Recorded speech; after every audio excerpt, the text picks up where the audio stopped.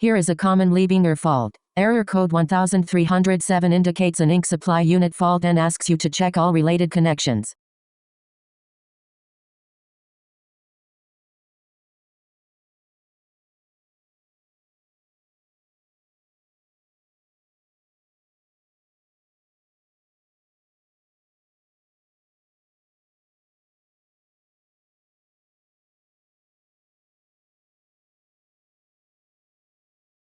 First, check for leaks. A leak can destabilize ink pressure and cause this fault. Also inspect the vent valve.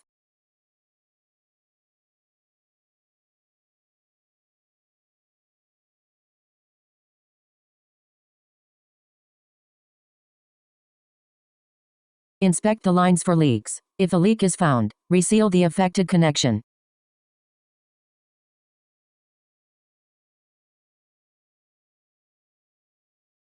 Next, check the vent valve for problems, such as a valve that cannot close completely.